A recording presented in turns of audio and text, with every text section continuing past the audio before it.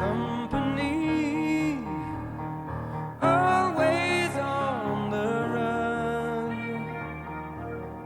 Destiny is a rising sun. Oh, I was born, six gun in my hand, behind a gun, I make my final stand. Hey, that's why they call me bad company, and I can't deny.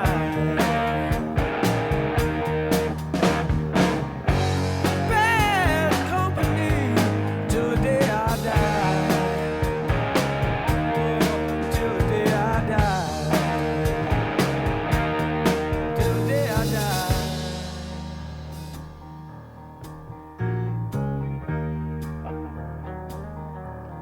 Rebel souls, deserters we are called.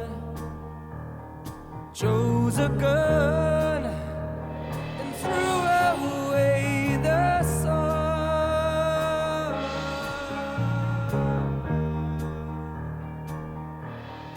Now these towns, they all know our name. Six gun sound is our claim to fame. I can hear them say, bad company, and I won't deny. Bad company till the day I die. Yeah, till the day I die.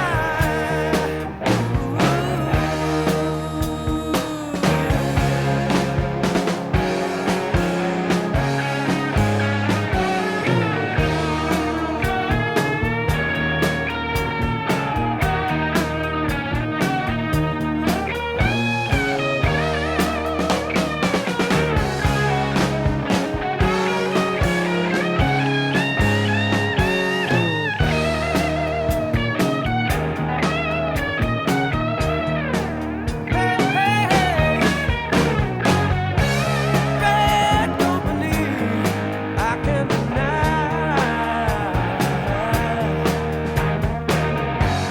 Bad company till the day I die.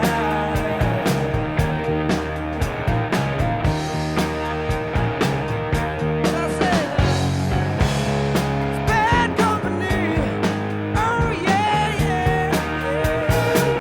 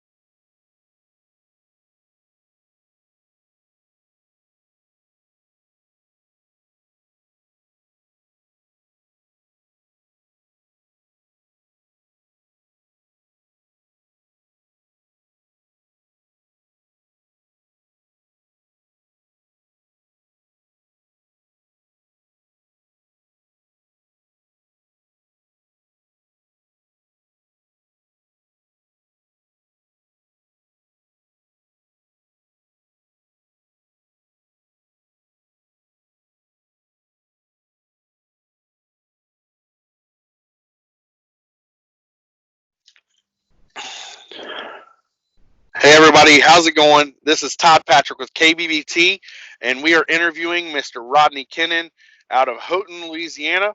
Houghton. Hot in Louisiana. Houghton. Got to get that southern drawl in there. Hot. That's right. But Rodney, it's a pleasure to be able to interview you. Thanks for coming on with us. Oh, you too, sir. I appreciate it. Yeah, and a little bit about Rodney, what Rodney's done. We kind of misspoke a little bit. I was looking at Jonathan Pepin's numbers, and then we kind of went back and looked at Rodney's numbers. Rodney's actually outfished as a general week average at 3 3/4 inches, a little bit above John. So actually, Rodney's been the biggest bags so far put up, and he's down there in Louisiana, Texas area, just throwing up chunks. I think he's been fishing. If I'm not mistaken, you've been fishing on what, Toledo Bend? Toledo Bend? Yeah, Toledo Bend. That's hard to beat. I've been down there before, fished the Zwally area multiple times, and it's one of my favorite areas of the lake. But looking forward to going back when I can. But a little bit about what Rodney's done. He's dominated the field. I mean, he's put up high bags every single week. He's consistently not in the 90s. He's consistently in the mid to upper 90s. And Rodney, you've put up 97 1/4 week 1, 95 1/2 week 2, 94 1/4 week 3. I mean, your opponents have been just blindsided by huge bags week after week after week, and it's been really cool to watch. And you got Mark Coates this week. And I think it's going to be a great 1v1 for you guys. But before we get to the tournament, let's talk a little bit about yourself, Rodney. I mean, we've got to know you. We've got to do some phone interviews. Got to hear you talking a little bit, and love your character and some stories that you've had. So just tell us a little bit about yourself. Have the floor here. Let people in a little bit deeper than just your fishing side. Maybe we can get to know you a little bit, Rodney. Well, right now in my life, I mean, that's about all there is fishing. I'm retired. I stay home. My number one priority is keeping Mama happy. There you go. Doing the dishes and cooking her supper and taking care of the dogs. When she gets home from work, I have her glass of wine ready for her and oh, there you go. do everything I can to keep her happy. That's the way she lets me go fishing. As soon as she leaves in the mornings and heads off to work around 7:15, most of the time I'm like a kid playing hooky. I'll sneak on out and I go fishing. There you go. But she got smart. Her and both my boys, they got me on this 360 Life app now to where they can track me, GPS. Oh, gosh. Yeah, so they know where I'm going. So half the time I have to put my phone on my dog and leave it here at the house.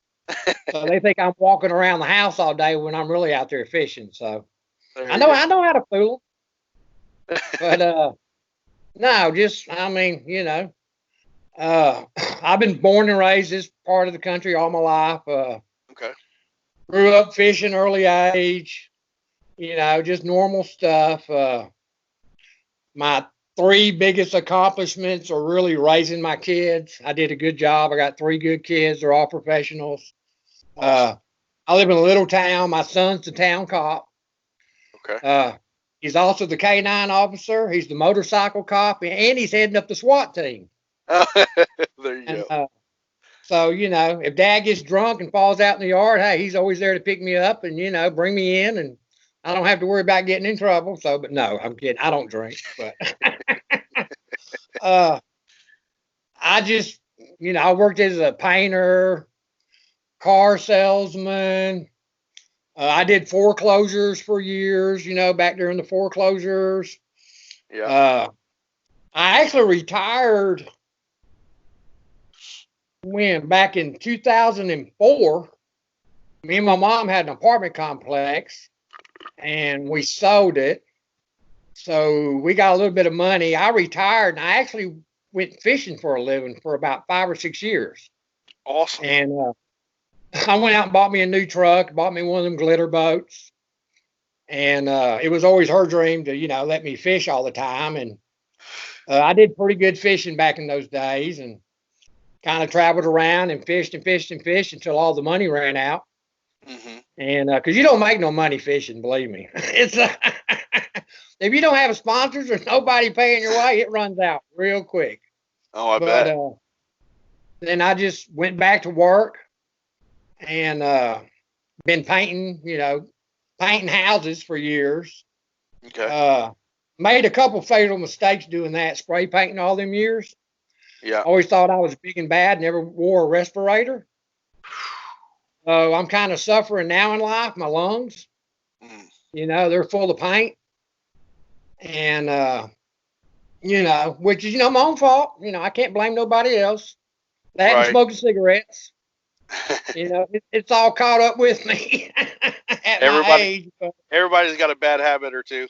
oh, yeah. That and fishing. But no, I don't make no excuses. Hey, I get out there and compete and work just as hard as everybody else. And, the doctors tell me to stay home and sit on the couch, but I don't do that. I go fishing every day. Yeah, I mean, you got to enjoy life, Rodney. I mean, one of the things that a lot of my friends and family hear me say time and time again is you get to live one life one time. So why not enjoy it? You know what I mean? Try to live with no regrets and just love the people that are around you and just live life to the fullest. That's it. And, that's and anyway, I just, last March, when you guys, KBF, came here to Shreveport Bossier for the national championship, I happened to be driving down I-20, looked over at Louisiana Downs and saw a parking lot full of kayaks. And I was like, what's this crap?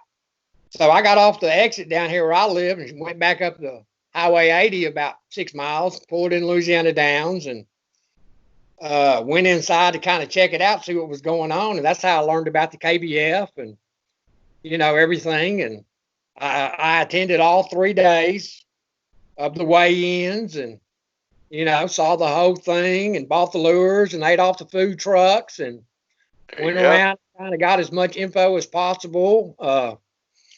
Ran into a guy there named Jamie Broad. Jamie's from great. Benton, Indiana. And so then I just started bugging the crap out of him about, hey, how do you do this? How do you do this? How do you get joined? He's been a great guy. He kind of took me under his wing and told me all the ins and outs and what to do, what not to do. And he kind of regrets it now. But, No, he enjoys your company. He enjoys your company. He turned me into a little monster now. So he introduced me to Dwayne Taff and a few of the other guys. But when y'all were here last year fishing, I was going out to the lakes too in my P-row. Okay. And I was going around watching all you guys practice and everything. And man, I had some fun doing that, dude. I mean, one day I was out there and I'm on Caddo and I'm cutting across the lake and I looked over, dude, and I saw this golden reflection sitting over off the shoreline. And I was like, what in the world is that? And I went over there and it was this big old, this beautiful, tall, blonde girl. And she's over there fishing and, I'm not, no disrespect. And I was like, whoa, I wasn't wearing a shirt because, I took my shirt off. It was hot. And anyway, I go over there and I pull up next to her. She's probably looking at me like, what in the world? And I start talking to her. And I sat there like 30 minutes, dude. And it ended up being Christine Fisher. Yeah. And I'm watching her fish and she's catching fish. And I'm like, whoa, this girl can fish now. I said, these people, anyway, it was just the whole thing. And then the next day I went back out to Caddo again. And I had a little honey hole back up there in the pocket. And in the very back of this pocket, I have like some buck brush, and it's just wide enough for my P-row to fit through and opens up into a little bitty pond. And there's like 5 or 6 cypress trees back there. And I always catch a bunch of good bass off those trees. Okay. Well, I was headed back there, and I was about 500 yards from it. As I'm going back there, I passed these 2 boys. One was from Kentucky, and one was from Tennessee. And I think they were partners. They had come down together. And I started ragging them over the fact that LSU just beat both Kentucky and Tennessee at their home arenas in basketball that week. Oh, and that's what we had a really good team, last year. Yeah. And anyway, I went back in my little pocket and I was fishing, and I heard them coming. I could hear them talking, and I'm like, oh crap, they're gonna find my hole. So I turned around real quick. And I got a bunch of like duckweed, and I grabbed a bunch of Salvania and hydrilla, and I threw it all over me. And of course, I wasn't wearing a shirt again.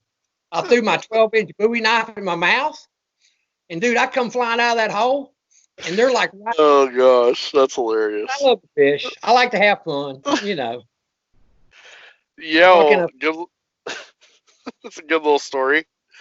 I got 100 of them. Hey, I was buggy with them all though.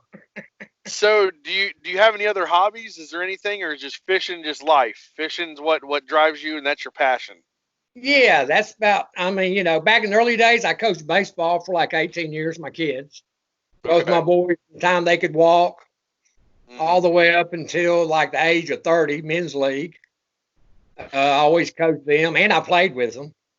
When I was 50 years old, I was still playing men's league baseball with them and playing men's league flag football. Oh, nice. Well, I've always been a competitor no matter what I do. I like to beat everybody and everything. Try anyway. Right. I just go out there, work hard, and, you know, just do what I can do.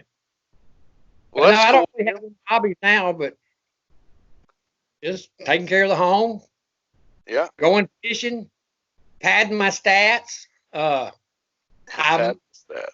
met Conrad Benetti online doing tournaments last probably October. Okay. So that's one of my hobbies right now is getting my stats bigger than his. There you Which go. is kind of hard to do. And, you know, he's in Florida with all the monsters. But, hey, I'm not in his butt. You don't have a lot. You don't have a lack of monsters where you're at, buddy.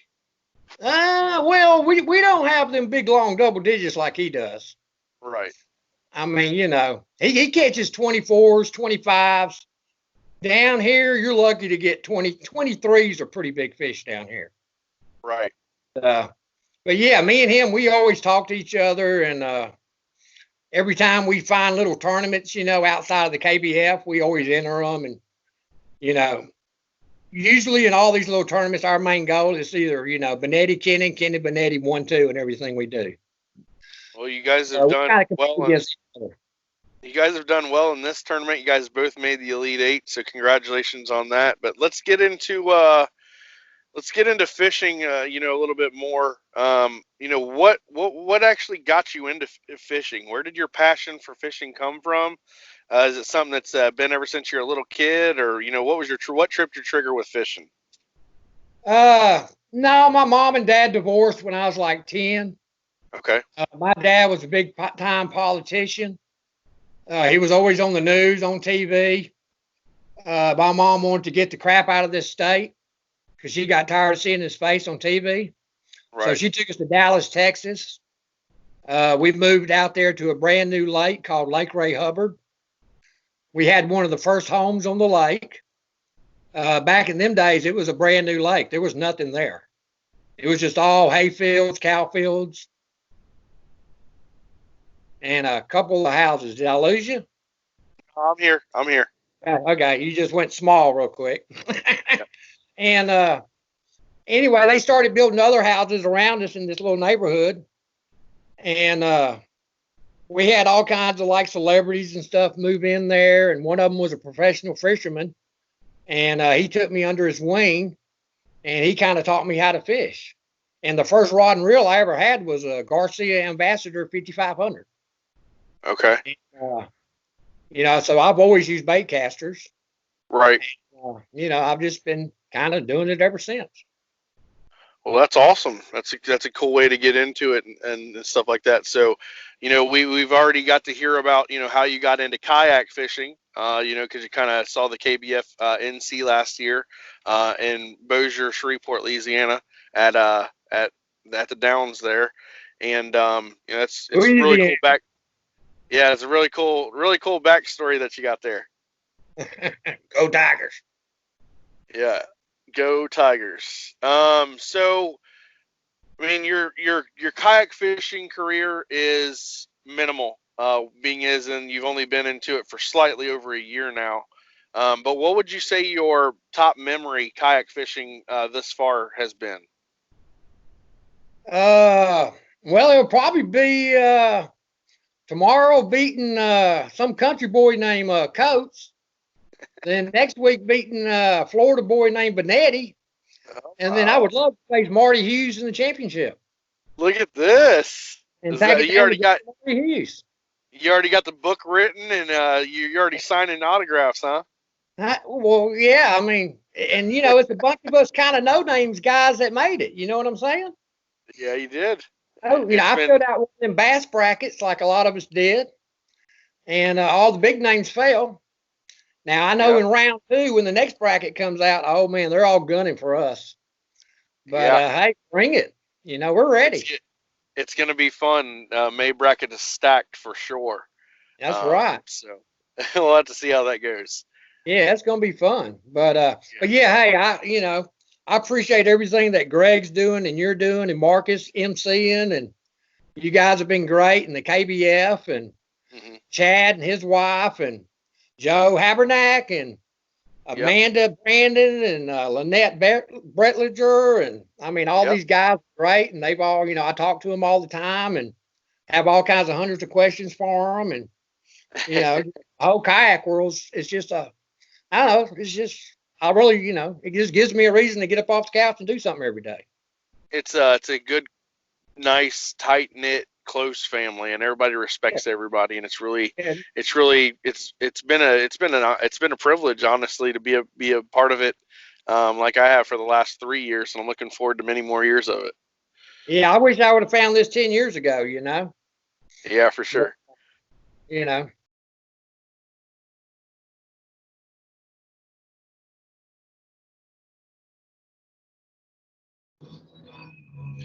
So yeah, it's been a great interview so far with you, Rodney. I just want to continue on here. But what would it mean for you as an angler, as a person, as an accomplishment, to win the first ever kayak bass bracket tour inaugural bracket event? Well, that's kind of, to be the first time winner, and the second time winner, I plan on winning the next one too. It'd be great. It'd give all the other guys something to shoot at, It'd probably, piss a lot of them off knowing, this old fart there in Louisiana, here he is beating us. But hey, just everything. Another notch in the bedpost. What can you say? You know what I'm saying? There you go. So you know what kind of style tournaments are out there. You get your live in-person tournaments like your Kayak Bass Fishing National Championship that you're, really looking forward to in Bossier, Shreveport, next year. The monthly onlines that are out there. There's something a little different about what KBBT is bringing to the table. What's your favorite things, or your favorite couple of things about this style of tournament? With the 1v1 format and the bracket style, what's your favorite part of it? Well, really just the way y'all are handling it. The one-on-one, taking someone down, the way y'all are doing all the Facebook in the evenings and talking to the anglers, and it just brings so much more into it. It's not like just doing a monthly and, you don't ever talk or see no one. It's just the excitement. Y'all are just, I don't know, I guess a lot of it's the hype. And even though I think it doesn't get to me, for the first time, actually last Saturday, I was really nervous when I hit the water. Yeah. My nerves had got to me a little bit. Yeah. And and one thing, I don't mean to change the subject. I don't know if this is possible, but I don't know if there's any way that Greg can get the video of Brian Pierce, who caught the 11.38 on Ivy. That kid caught the bass of a lifetime. Oh, yeah, he did. And he was my opponent that week. Yeah. He said his bass prior to that was a 6-pounder. Well, in Texas, you catch a fish that big, you get on the share lunker. Well, us guys in kayaks, we don't have live wells. So we can't put those bass in a live well, take it to the weigh station, weigh it in, and get credit. I don't know if there's any way that Greg can put out the share lunker in Athens, Texas, their address, let us all write letters to them, get Greg to submit his video, and I'd love to see this kid get, the credit he deserves and get that fish recognized in the share lunker program, get his name on the books, because that was incredible. like I'm sure that he had video of that fish, to replicate. I'm sure that he had length, obviously. Oh, yeah, I'm he sure he did had all that. weight. So if he Give got him the most of credit he that, deserves. yeah, Yeah. if he got most of that, I don't know without the measurements of the girth and things like that if they'd be able to do much. But it'd be really cool to see him be able to get onto the ShareLunker program there with that 25-inch Oh, OH no, Ivy monster. that's a monster. I know part of it is that the genetics, they like to take a little clipping of the tail, send it in to the biologist, blah, blah, blah. But, Hmm. I don't mean to change the subject, but, I just think that kid deserves some credit for the fish he caught. Shout out to you, dude, bro. Hey, way to go. That was a good head-to-head matchup. To catch a 25-inch fish and still get beat, that says something about your opponent and your Oh, opponent I that haven't had week. easy matches. All my opponents have, I think, just about hit 90. They've all hit Yeah, 90. yeah, Yeah, it's we've had been battles. yeah. You've had one of the tougher roads to get here to the Elite Eight, and looking forward to seeing if you can advance versus Mark Coates into the Final Four. We'll have to see how that shapes up on Saturday. Oh, yeah, no problem. How Like I said, confident are you? another notch You in the know, bed. let's just park right here. Let's park right here. So Mark likes to talk a little bit of smack. He does, and Mark has fun with it. Mark's a good guy. Yeah. He's been on some fish. He went out and frog fished. He said for the first time seriously this past week, and I think he had 93 and a quarter or 93.75, whatever he had. He wasn't able to upgrade after his early morning frog bite. Um, but what do you got to say to Mark going in head to head, and how do you feel about him as being your competition this week? You got anything to say to Mark, and then tell us a little bit about your confidence and how you're feeling. Oh, yeah. Hey, I've been talking to Mark. He's a great angler, great competitor. I do my homework. He fishes a lot. He fishes mainly a lot bigger tournaments than what I do. He Mhm. travels the country, does the trail events. He kind of widens his spectrum on, fishing everywhere, learning styles, Right. gets knowledge from everybody out there, which goes a long way. I'm more just local. I know my areas, what I do. Like every lure I throw, I modify. I don't throw everything I take out of the package. I do something different to it. Okay. It's not what everybody else does. But oh no, but yeah, Mark, he's a great guy. You know, he's just a good competitor, and I can't wait to compete against him. You got any words for him? You coming for him? You feeling pretty confident, or are you just gonna let your fishing talk? No, I just really just go out and let my fishing talk. I don't, when I used to coach baseball, yeah, trash talk was my number one thing. I used to teach all my kids how to trash talk. And some people might say that's being a bad sport, but hey, any way you can take your opponent down, nobody remembers who finishes second. So, Yeah, that's you know, true. Well, it's but gonna be a fun 1v1 matchup for you guys. Like I said, to go to advance from the Elite Eight to the Final Four, and one of you guys are gonna make it through. Looking forward to seeing how that works out. yeah, all I can say is Uh, I'm going to go to battle with a boy named Coates and send him back to Arkansas in his toy boat. That's about all I can do, I love you it. know? And then, hey, I'm kind of like the Barbaro man. I got Benetti on my hat. You know Oh, what there I'm you saying? go. Went down, and that's a fact.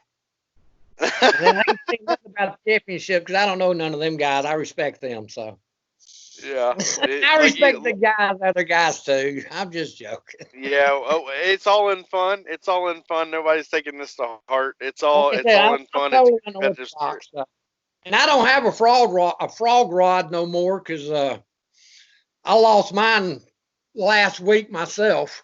I was Oh cutting no. through the tree. I had it hanging out and I didn't know, and it hung up on a cypress limb and got yanked out of the boat somewhere. Ah, that sucks. You said Yeah, I know that you were alive last week, and what was it? Was it last week you had Jamie Broad with you, right?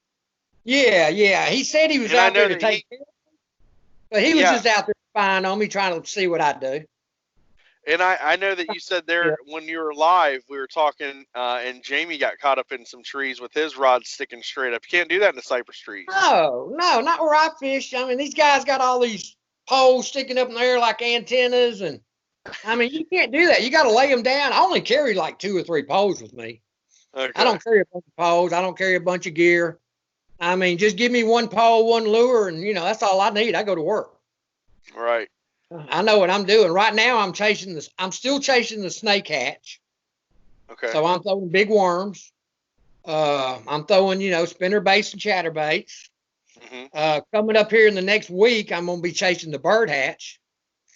Like red-winged blackbirds. Mm-hmm. They like to nest up in all the buckbrush where I fish. And those big bass like to get underneath underneath the nest and away from one of them little babies to drop in the water. And wow. I make lures to catch them. Do you? So, like I said, everything I do, I do everything different. I don't throw lures straight out of the package. I modify everything I do. Yeah. Worms, lizards, I modify them. I make them look totally different than what you would think they would look. And, and when I show people, it blows their minds. They're like, what? You're throwing that? I'm like, yeah. I'm like, wow, okay. So, yeah, anyway. It's going to be a good time. And, I'm just looking forward to seeing how this all turns out. What's up with that LSU jersey behind you there?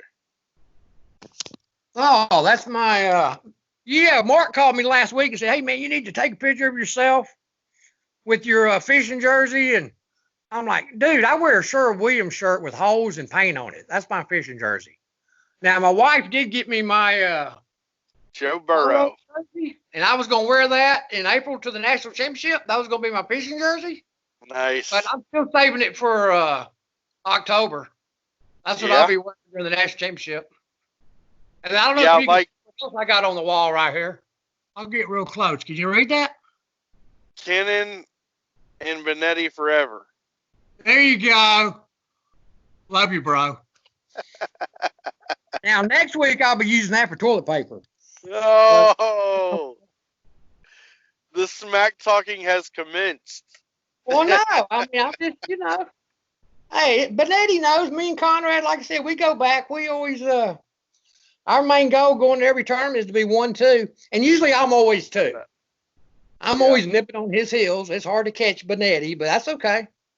He's my boy. Yeah, after interviewing Conrad, I enjoyed that interview. I really did. Oh yeah, he's a good guy, dude. Hey, I admire him. He's a good kid. So let's get into a couple more things here. You've been fishing for a long time. You know what you're doing when you're on the water, whether it be a boat or a kayak. Kayaking is still new for you, but let's see. Any advice that you'd give to any new potential kayak angler looking to get into the sport? What advice might you give towards a new guy looking to get into the sport? Have you learned done anything that you wish that you hadn't done, or you feel like you've actually hit everything on the head coming into the sport? Well, no one ever hits everything on the head. I mean, Marty said it best. I do the same thing Marty does. Mother Nature, Mother Nature, Mother Nature. Before you ever learn electronics, learn Mother Nature. Mm-hmm. I have a Garmin unit and all that on my kayak. I mainly just use it to see what the temperature is and the water depth. I like to keep up with my miles an hour, how fast I'm going. And since we're doing this with the time, I have my time stamp. I know what time it is. Gotcha. I think in one of the tournaments, I turned in a bass at 4:59, and that gave me the week lead. Wow. Just Mother Nature. That's, and then as far as, like I fish out of a smaller kayak. Mine's a Field and Stream Shadowcaster. It's only like a 10.5 footer. Mm-hmm. And the main reason I bought that one is because it has that flat front end on it, so I can put my bow mount trolling motor, foot control. Nice. And because that foot control is just like part of my body. It's just an extension of me. I don't even think about it. Right. I can just fish hands free, and I just operate it and go, and I don't even think about it. I just fish, and it's all in a ratio game. I mean, where I fish, there's 1,000 trees, and if I can hit 999 of them, then I'm gonna get my numbers. That's right. what it is. So, And really, I'm just fishing like a big cove, a big pocket, and whichever direction the wind's blowing, I just fish that windy bank and those windy trees and just dissect them. Just Well, that's good. dissect them. That's good stuff. I mean, like I said, it's been a really good interview with you so far. Do you have any sponsors, friends, family, anybody you want to give a shout out to? Anybody you want to give thanks to, or any of your followers, supporters, anything like that? Yeah, I mean, my wife, of course, letting me go fishing all the time, and the guys that's helped me out along the way, and there's really not a whole lot of people even know what I'm doing because, like I said, I'm really not supposed to be out of the house doing anything. So, right. I really don't tell everybody what I'm doing. But good Lord, like we had a cold front come through this morning, dumped 2 inches of rain, dropped the temp 15 degrees. And hey, I said prayers last night because that's what I need is a good cool weekend. I like the cold fronts. It's good breathing weather, and I'm just ready to go out tomorrow and do battle. I'm going to try, because usually I'm only able to fish maybe 5 or 6 hours. That's one thing. I've only been fishing 5 or 6 hours these Saturdays. Right. And tomorrow I'm going to try and get out there and do at least 7 or 8, because I'm not taking Coach lightly at all. He's a good fisherman, and it's going to take every hour I can put on the water, to beat him. Yep. So coming for you, Coach. It's definitely going to be a good one. We've got great matchups throughout. There's 4 great matchups with 8 amazing anglers. And everybody, this was an interview that we just had here with Mr. Rodney Kennon out of Houghton, Louisiana. Houghton, Louisiana. And he's been our biggest average bag so far for the first 3 weeks. We'll see if he can continue it into week number 4.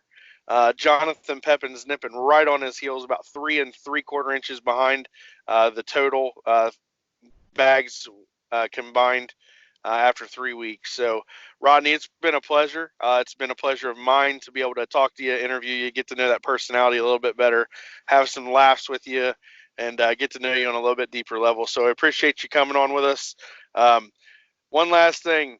Is there anything that we didn't talk about that you want to say? Anything that anybody should know about you before we hop off?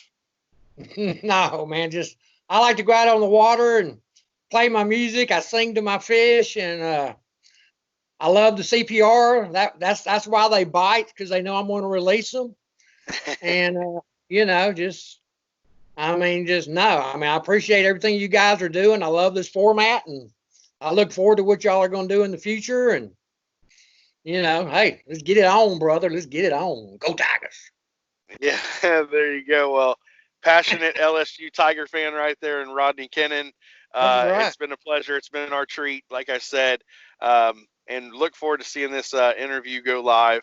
But you have a good one, brother. I appreciate you, and we'll talk to you. We'll talk to you hopefully in the Final Four. There you go. There you go. Thank you, sir. Appreciate it. Right. Bye.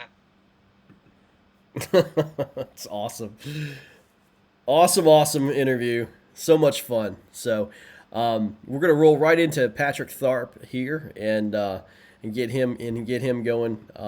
So that's just so much fun. Just a pleasure to to watch him, and you can learn a lot. I mean, he keeps it simple. I love that whole Mother Nature comment.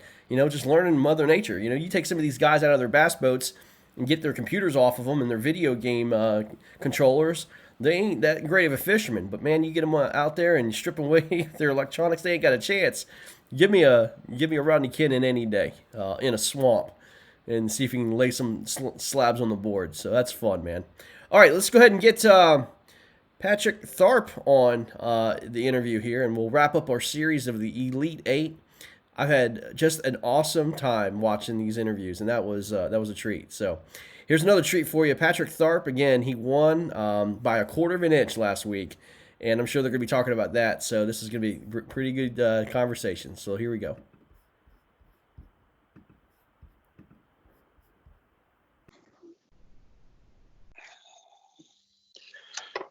What's going on? Todd Patrick here with KBBT, and we're going to bring you an interview with another one of our Elite 8 anglers, Mr. Patrick Pooty Tharp. Welcome, Patrick. How you doing? Not too bad. How about yourself? Oh, I'm doing well, man. Just want to get in here and give a little interview, let people get to know you a little bit better, and also get to know you a little bit better on a personal level myself. So, got a little intro for you here. You're out of Decatur, Illinois, which is around the Chicago area. It's about 3 hours south of Chicago, about in between Springfield and Bloomington, or Springfield and Champaign. So just right in the middle of the state. Is that right off 55 or 57? It's off. It's close to 55. 55 kind of runs by it, but. Okay, cool. Yeah, I need to, I was thinking Decatur up north, and I was like, oh man, I messed up on that one. No worries. But that's okay. So that makes sense why you're closer to, your power plant lakes down there. So yeah. Yep. So, your first week in the event, we're going into week 4. It's been a grind for you. You've had some decent competition. You beat me. No, I'm just kidding.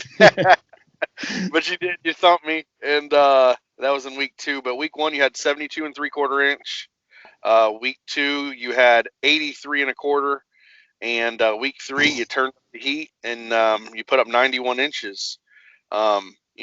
That 90-inch range is probably going to be the standard going through to move through to get to the Final Four, in my opinion, in this bracket. You're going against some stiff competition in John Pep. Yeah.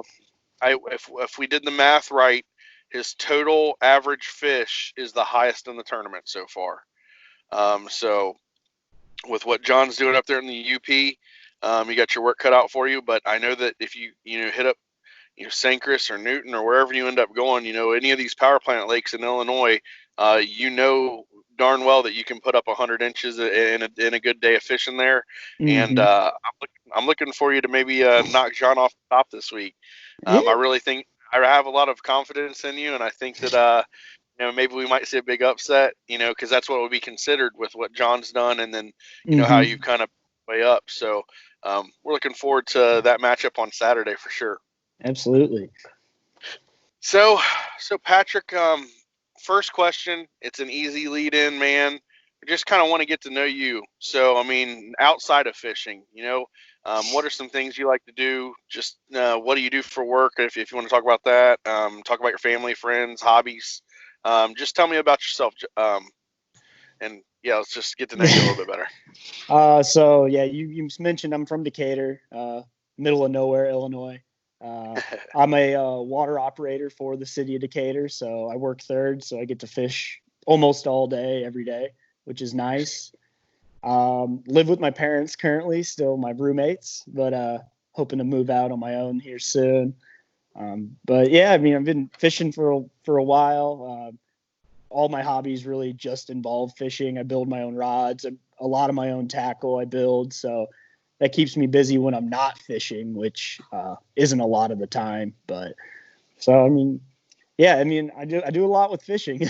I try not to expand my hobbies too much because I try to devote myself to fishing when I can. But so yeah, that's pretty much me. I'm a pretty open book. I'm sure there's a lot of guys who know me from like Michigan and KBL who maybe had a few too many drinks the night before with me, but yeah. So. Hey man, you got to live life and have fun, for sure. But absolutely. That's what all the tournaments are about for me. Like I used to stress out over them and, tie on baits the night before and put all new line on and everything. And I just got burnt out of it. I just have a good time anymore. And whatever happens, happens. If I catch fish, I do. If I don't, I don't. It's whatever. Yeah. That your skills, up there, and that if you just put everything together on the water, everything is going to fall into place. And if it doesn't, you live to fight another day, and there's more tournament fished and things like that. So absolutely. So you said you build your own rods. I actually do. Just got done interviewing Matt Frentress, who builds his own rods as well. Yeah. You want to talk a little bit about that? That sounds pretty neat that you build rods. How'd that start? How'd that passion start for you?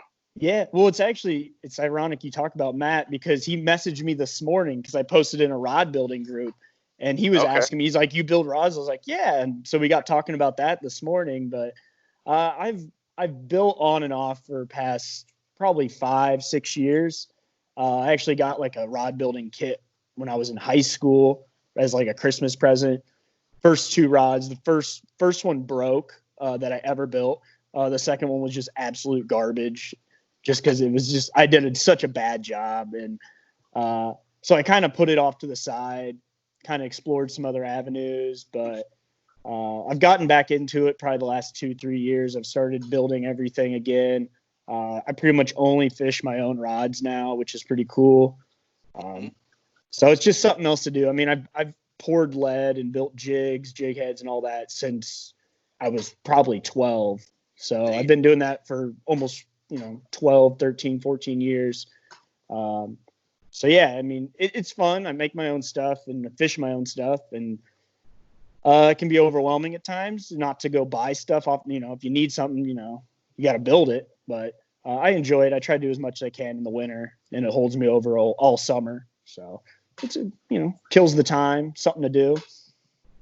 Yeah, I've watched a couple of people paint crankbaits and stuff like that online, and then I just recently got to watch someone pour lead, make jig heads and powder coat jig heads, and I was actually over at Cody Milton's house several weeks ago or couple weeks ago, actually when I faced you in the tournament, and to watch the art of how that all works out, pouring the lead into the jig heads or to the molds and stuff like that was definitely pretty neat.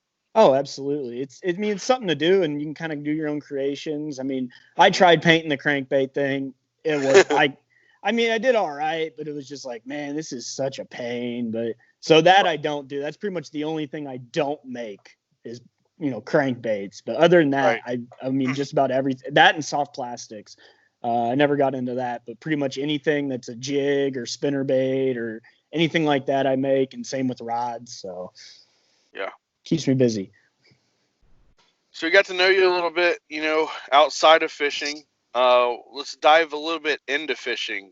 So when did you start kayak fishing, and where did your passion of fishing start? So I started kayak fishing probably 5 or 6 years ago. In college, I started. I guess I started fishing, with my dad. We did like crappie tournaments. We traveled all over the nation doing crappie tournaments for a while, which was cool. I'm not a big crappie guy, but he's great at it and loves it.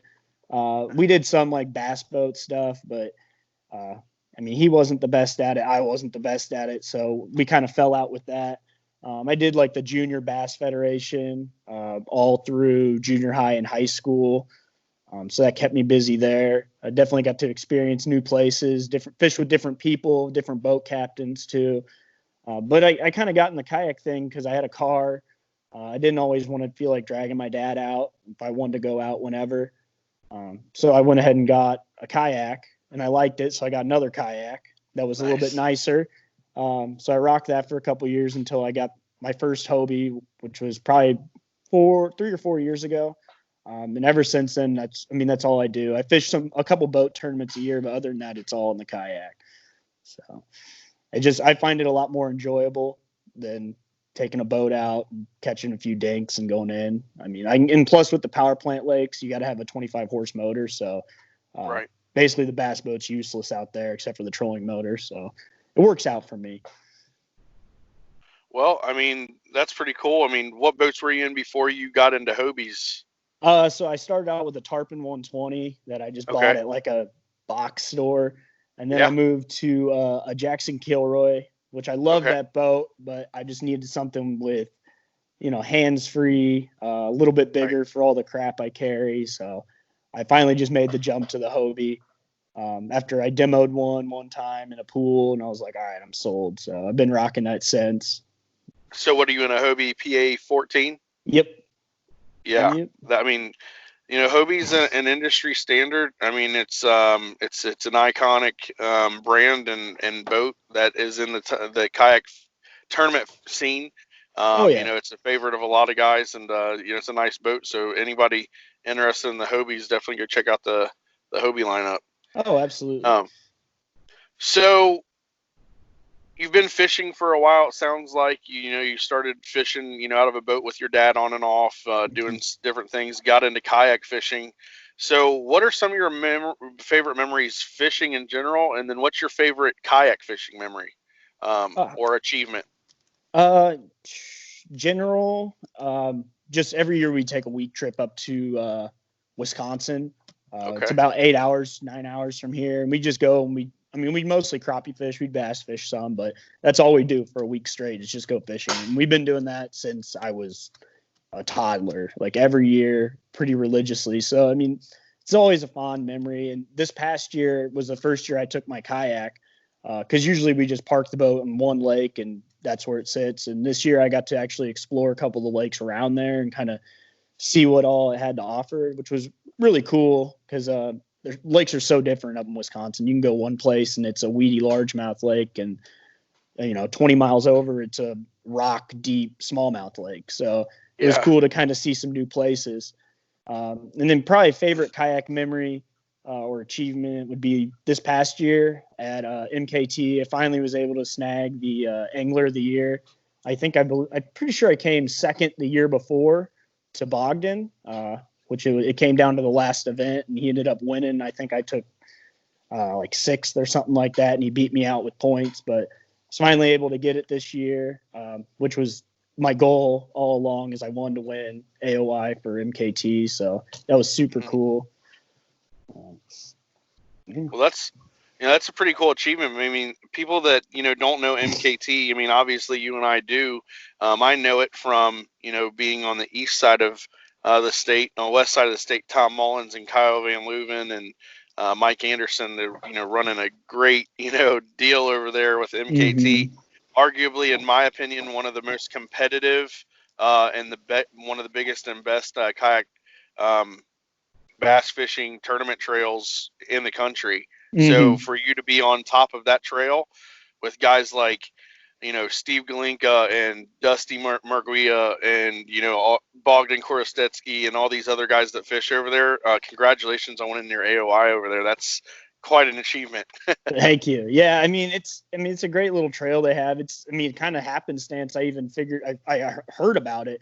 I remember it was, I think, 4 years ago when they first got started, and they offered the guarantee $1,000. And a buddy I used to kayak fish with, he doesn't anymore, but Joe Palmer, he messaged me and he's like, "What do you think about going to Michigan?" I was like, "I've never fished in Michigan. I've been to Michigan like once in my life. Like, I don't know." He's like, "Dude, it's $1,000 no matter how many people show up, and a kayak." So, we decided to just kind of jump on board. So, I think I've missed maybe 2 tournaments since then.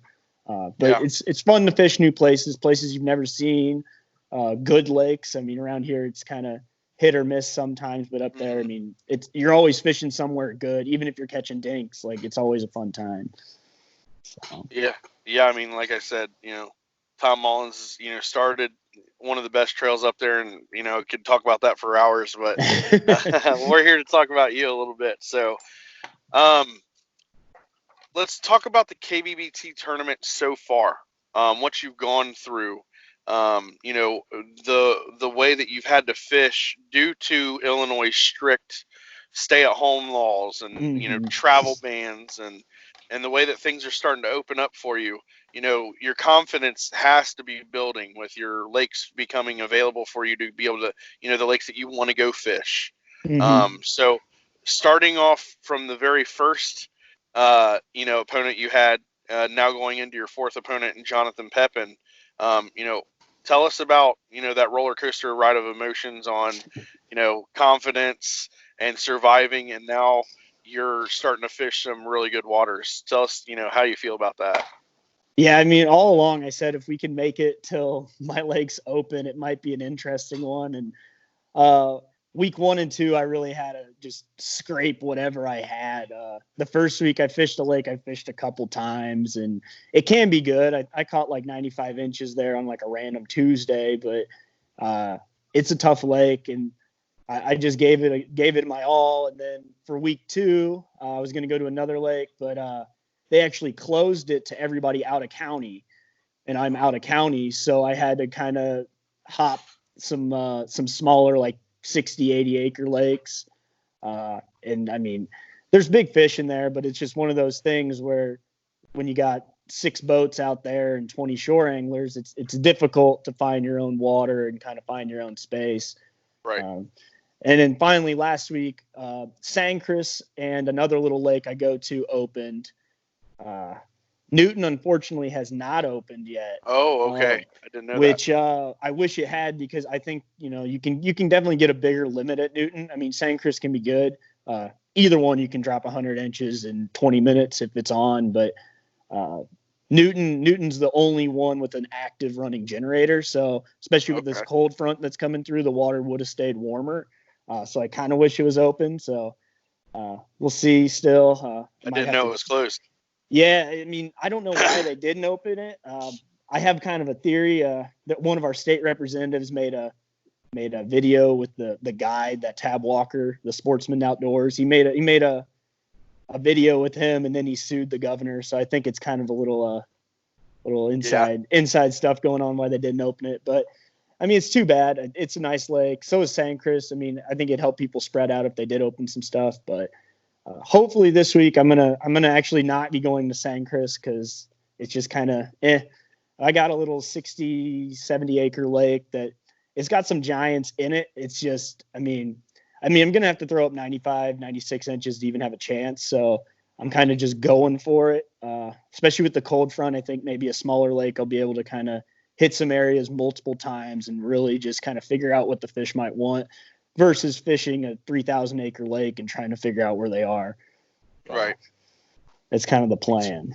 Especially when it's not been open and there's not been any pre-fishing out there or anything. It's basically, you know where they used to be, Mm-hmm. but to find them on a big lake like that, it'd be rough.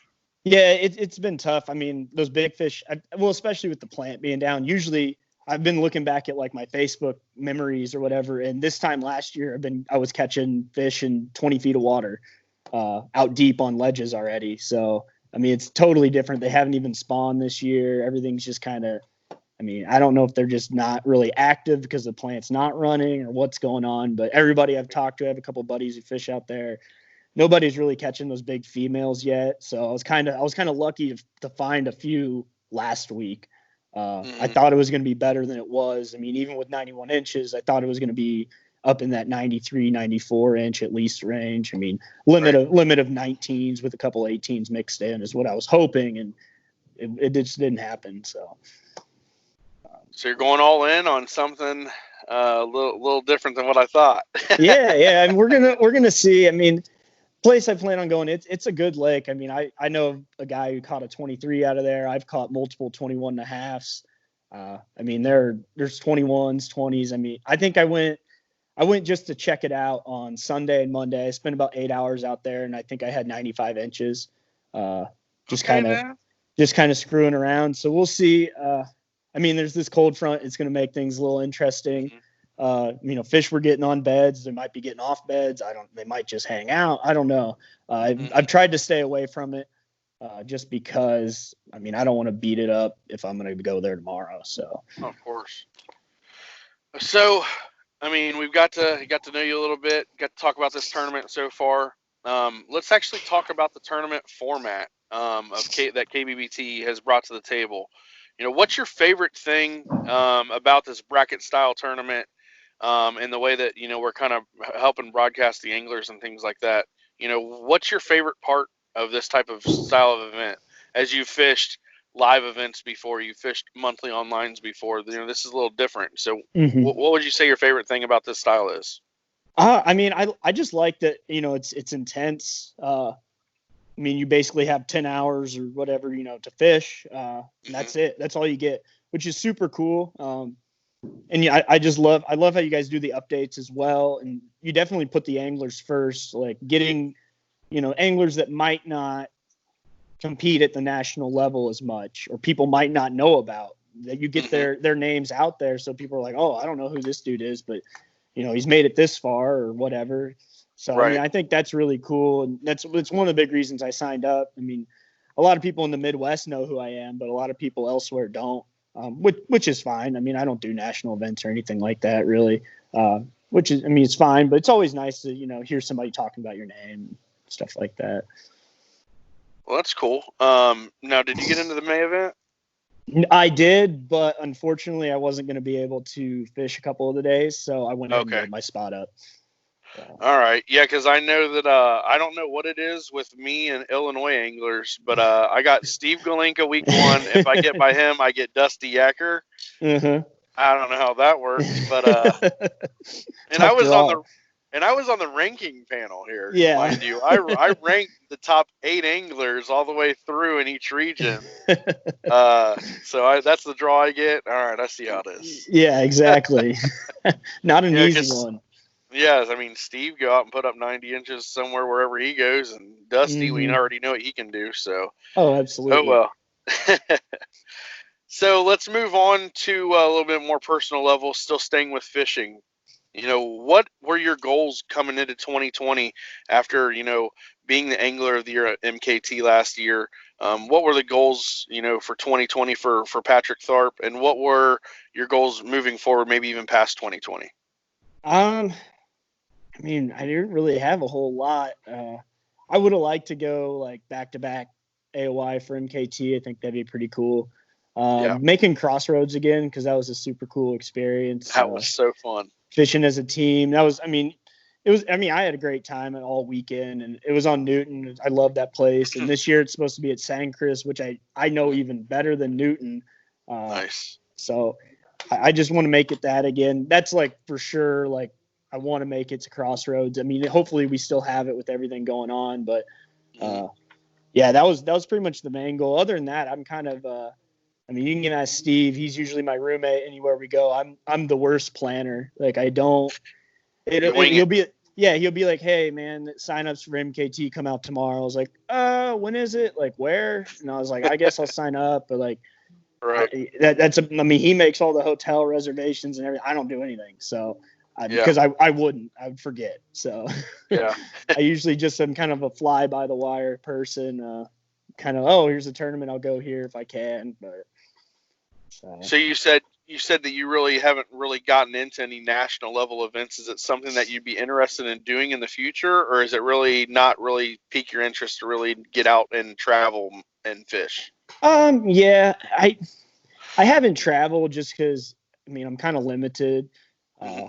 With work, I work Friday night, so a lot. I would think just about every KBF event's on a Saturday, so you're looking at a day off if you even want to try to get there, and then you still only have maybe 2 or 3 hours to pre-fish, and so depending how far it is. So you're looking at like 2 days off for every event, which there's nothing wrong with that, but when I can go to Michigan and hang out with people that I know and I like to hang out with on lakes I know are going to be good, because those guys pick lakes when they're going to be you're going to have the biggest limits, Right. So it's going to be a slugfest, and I already know it's going to be a good time. So I tend to dedicate more vacation days to something like that rather than driving to Kansas or wherever to fish some lake I've never heard of that might just be kind of all right.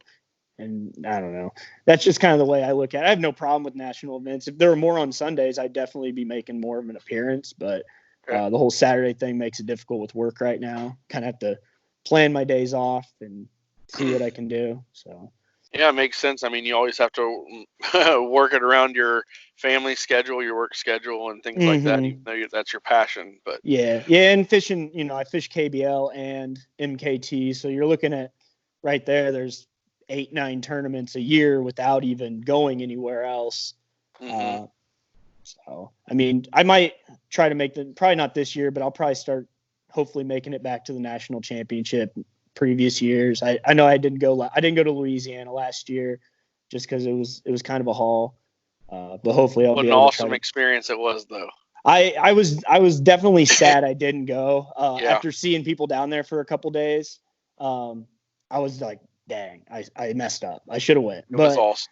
Hopefully I'll get back into it and start making that again, and maybe make some more national events, especially if there's any close. I know they have one up in La Crosse. Yes. But even that's still 5-6 hours for me. Yeah, I think Hobie and KBF maybe this year. Yeah, that's the big thing too. It's like, I'm going to Wisconsin, but it's still 5 hours for me, and Yeah. still taking 2 days off. So, I mean, we'll see. I'd like to see some more events, like Newton or Sandcrest. I think those places would be great for a KBF trail or a Hobie, but maybe one day we'll see. Yeah, for sure. So let's get into the name. I've known of Patrick Pooty Tharp for several years now, and I was like, man, I wonder what that nickname is. Where does that come from? What is that? And I've had so many people ask me. I'm like, man, I don't know. You have to ask him. So let's get it out on the table. What is instead of Patrick Tharp? What is that middle? What is Pooty? Where did that come from? And what is that? It was just basically a high school nickname. I don't even know how I got it. Like, it didn't make any sense. But everybody thought it was funny. So, like, I ran cross country in high school. Everybody started calling me that. And I didn't care. It didn't bother me. So I just, as a joke, I put it on my Facebook, and then I just kind of forgot about it when I went to college. So that it stuck in college. So at this point, I'm just like, well, I can't really just take it off. So, it just kind of ended up being a thing. Do your parents recognize you as Pooty? No, they call me Patrick, but I mean, like, all my friends do. I mean, some people, I mean, it doesn't bother me at all. I'll respond to anything. Well, my dad's name is Patrick as well. I'm actually the second, so okay. Sometimes people use that to differentiate me versus him. So, I mean, it doesn't bother me. So just a simple high school nickname that ended up sticking, huh? Yeah, pretty much. I mean, I wish there was a cool story to it, but I was really hoping isn't. so too. Yeah, I mean, I don't even know why. I don't know. It was just one of those things people do in high school, I guess. It was like my sophomore year, and it just never went away. Yeah, so you were involved in some high school sports. You said you did cross country. Did you do anything else? Cross country, I did bass fishing for a while. Okay. I also played ice hockey. Nice. Played that since I was like 5, but that's pretty much it. Cross country and hockey, and then I mean, I did bass fishing until probably my junior year. I kind of fell out of it in high school just because cross country took up so much time, and Right. I don't know. I got frustrated with like a lot of the high school tournaments because I'm a very if there's rules, like, I want them to be enforced, and that was not happening on the high school level. So I would always get super frustrated after tournaments. So I eventually just kind of stopped doing them, kind of did my own thing. I did the junior federation still just because I know the guy who was running it, and he ran a tight ship, which I like. So. Well, that's cool. Well, it's been awesome to get to know you so far. Absolutely. We'll go into some closing here. I mean, is there anything that you'd like people to know about yourself or about your angling style, skills, anything like that? That maybe I haven't asked you about. Anything about Patrick Tharp that we need to know before we let you go? I just like to have fun. I mean, if anybody ever wants to come fishing, I know I'm kind of in the middle of nowhere. I don't get to fish with a lot of people. I mean, there's a few kayakers around, but for the most part, I'm usually solo. So, I mean, anybody ever wants to go fishing, just let me know. Well, that sounds good. And lastly, you want to thank any supporters that you might have, family, friends, loved ones, and then also sponsors. Yeah, so definitely my family for putting up with my crazy schedule. My girlfriend, she actually lives up in the suburbs of Chicago. We haven't seen each other since this whole mess started back in March. So that's one reason I was able to do this bracket for so long is we haven't been able to see each other. So I've been having some free Saturdays, but so definitely, for her support still. And also Catch for hooking me up and having me on their outdoor team and hooking me up with a dope board. So yeah. Duke's an awesome guy up there with Catch, and I'm really looking forward to their new polymer board that's coming out here in June or so. Oh yeah. So hopefully they'll have you test one out, and when they do, you're gonna have to let me know how you like it. Yeah, definitely. I mean, I haven't seen it yet. I know there's a couple guys in our club who got some for ice fishing, but we don't get any ice fish around here. So Right. I haven't seen one in person, but everything I've heard from the team, it's been a pretty dope product so far. And I mean, it's held up, and I know they got some new limited colors of catch boards coming out Nice. where they're going to keep trying to do that, I believe. So there's going to be some cool stuff. And there's also going to be the new catch board holder. I don't know if anybody's seen. I keep mine on my front hatch of my Hobie. So that's going to be coming out soon. So some cool stuff for the summer. Yeah, like I said, Duke, West Camp.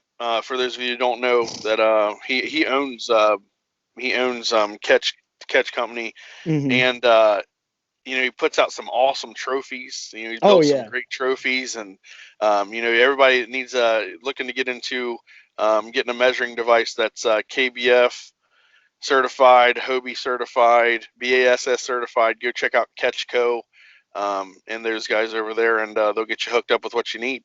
Absolutely. So, all right, Patrick. Anything else, brother? I think that's pretty much it. All Just right, excited man. to fish tomorrow. Well, we appreciate you, guys. This was an interview with Patrick Tharp out of Decatur, Illinois.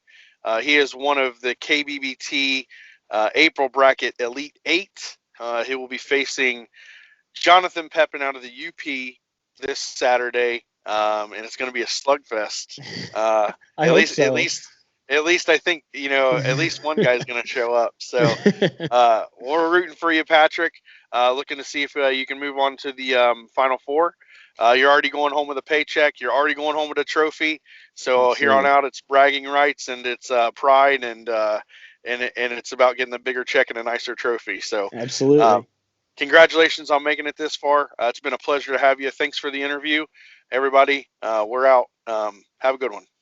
Thanks.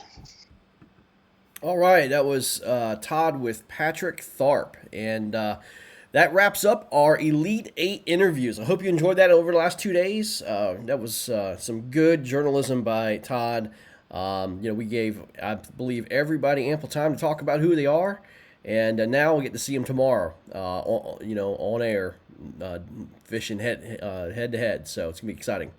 We are going to take a break. We're going to come back at 8:30 Eastern, 7:30 Central. We're going to preview the Elite 8, get our picks, and probably talk some trash. So it's going to be fun. Hope you guys can join us again as we preview the Elite 8. And then we'll be broadcasting live tomorrow at 9 a.m. Eastern Standard Time. And just watch these guys. It's going to be a ton of coverage tomorrow. They're prepared. If you looked at what Marty Hughes has done as his rig, he's ready to go in terms of that. So we're going to get these cameras on, and it's going to be on most of the day.